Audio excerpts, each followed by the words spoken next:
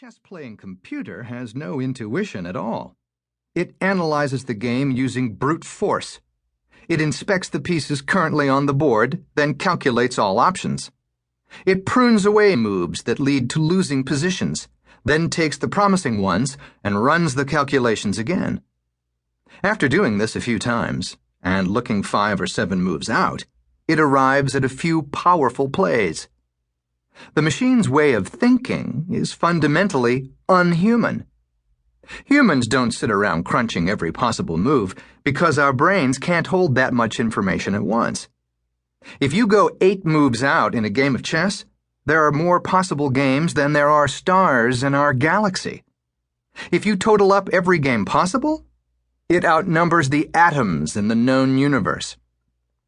Ask chess grandmasters, how many moves can you see out? And they'll likely deliver the answer attributed to the Cuban grandmaster José Raúl Capablanca. 1. The best one.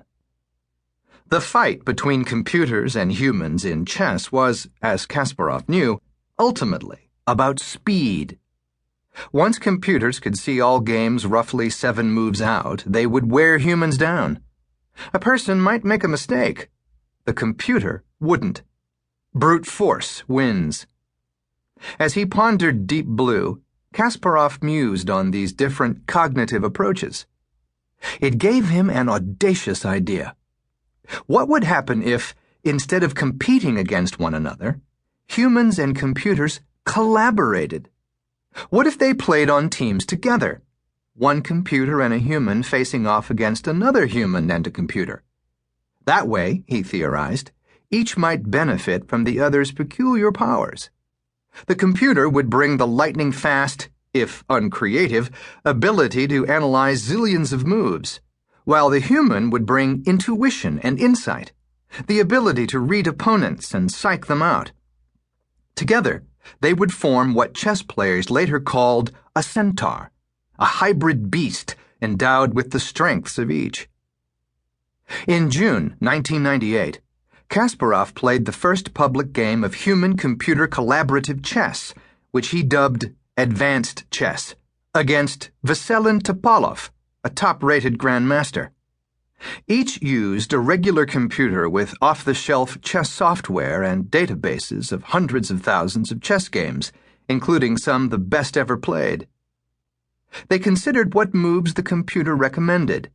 They examined historical databases to see if anyone had ever been in a situation like theirs before. Then they'd use that information to help plan. Each game was limited to 60 minutes, so they didn't have infinite time to consult the machines. They had to work swiftly. Kasparov found the experience as disturbing as it was exciting. Freed from the need to rely exclusively on his memory, he was able to focus more on the creative texture of his play. It was, he realized, like learning to be a race car driver. He had to learn how to drive the computer, as it were, developing a split-second sense of which strategy to enter into the computer for assessment, when to stop an unpromising line of inquiry, and when to accept or ignore the computer's advice. Just as a good Formula One driver really knows his own car, so did we have to learn the way the computer program worked, he later wrote. Topalov, as it turns out, appeared to be an even better Formula One thinker than Kasparov. On purely human terms, Kasparov was a stronger player. A month before, he'd trounced Topalov 4-0. But the centaur play evened the odds. This time, Topalov fought Kasparov to a 3-3 draw. In 2005, there was a freestyle chess tournament in which a team could consist of any number of humans or computers in any combination. Many teams consisted of chess grandmasters who'd won plenty of regular, human-only tournaments, achieving chess scores of 2,500 out of 3,000. But the winning team didn't include any grandmasters at all. It consisted of 2 young New England men, Stephen Crampton and Zachary Stephen, who were comparative amateurs with chess rankings down around 1,400 to 1,700, and their computers. Why could these relative amateurs beat chess players with far more experience?